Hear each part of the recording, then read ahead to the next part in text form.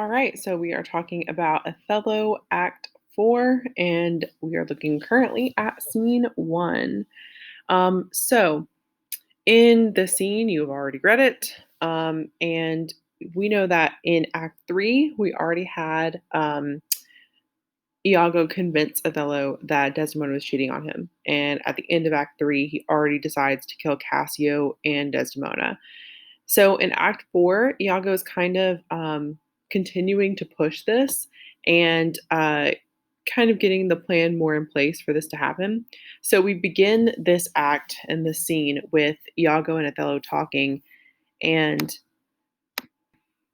Iago is again doing the thing where he's talking about what he's seen with Cassio and Desdemona, but also kind of trying to walk it back, like, oh, maybe it's not so bad.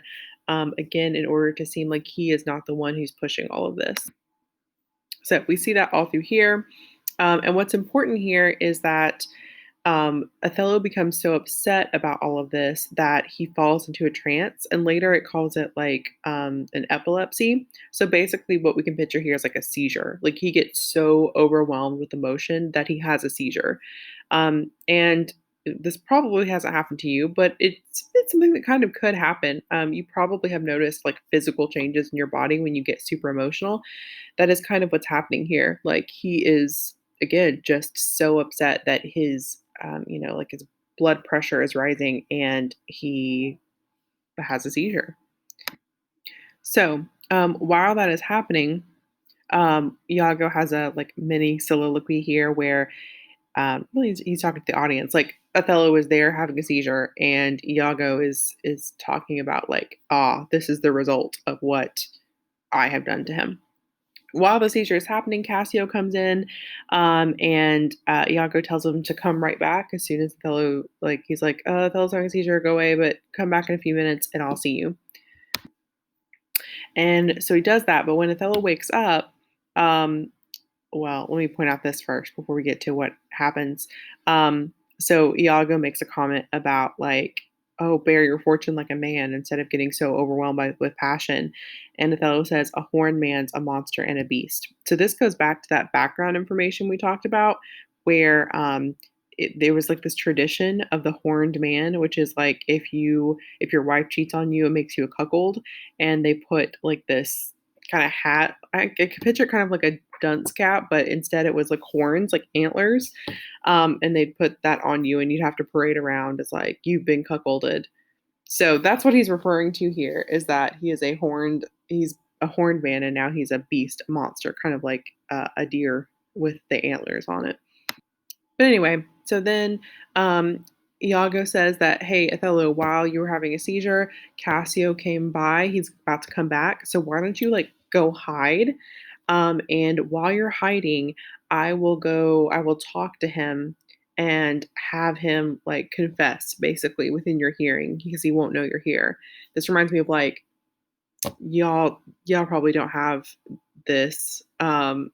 Back in the day, you could have like a three-way call, and so you'd be calling someone, but they wouldn't know that someone else was on the line, and they'd overhear what they were saying about them. You can't really do that these days. But anyway, so he has Othello go hide, and when Cassio comes back in, that's the idea, is that he's going to talk to him and have Cassio confess. But when he does that, once Othello goes and hides, Iago, again to the audience, says, I question Cassio of Bianca. So Iago talks to Cassio about Bianca, the prostitute that Cassio is with, but to Othello, because he has this frame of mind, he's going to think he's talking about Desdemona. And so everything Cassio says about his prostitute Bianca, um, Othello thinks Cassio is saying about Desdemona. The most difficult part about all this for Othello is when Bianca actually comes in and she has Desdemona's handkerchief, the handkerchief that Othello gave Desdemona. And he sees this handkerchief in the prostitute's hand and he is furious about this. So once Cassio leaves and Othello comes out of hiding, Iago and Othello talk about this, and Iago emphasizes that See how he prizes the foolish woman your wife. She gave it him, and he hath given it his whore. So he goes and is like adding insult to injury, basically. So Othello is so enraged by this that he says, "Get me some poison tonight. Let me do it before I change my mind," basically. And Iago says, "Don't do it with poison. You should strangle her in her bed, even the bed she hath contaminated." There are a couple of reasons for this. One, Iago probably doesn't want to go get poison because he wants to doesn't want it to be traced back to himself.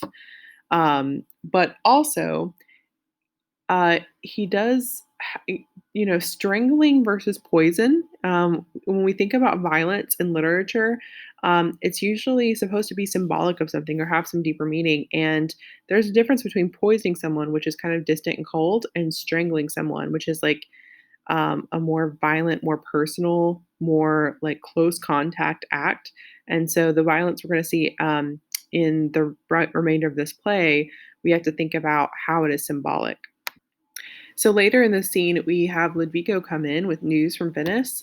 Ludvico is just like a main dude in Venice. He's also Desdemona's cousin. Most of the people in charge of Venice are apparently related to Desdemona. And Othello is so angry that he strikes her in front of them. And of course, Iago makes good use of that. Um, where Ludvico sees this and he's like so shocked, and he comments on how changed Othello is. Is this the nature whom passion could not shake? So again, Othello is known for being super calm, yet uh, and like that passion could never shake him, but passion has shaken him.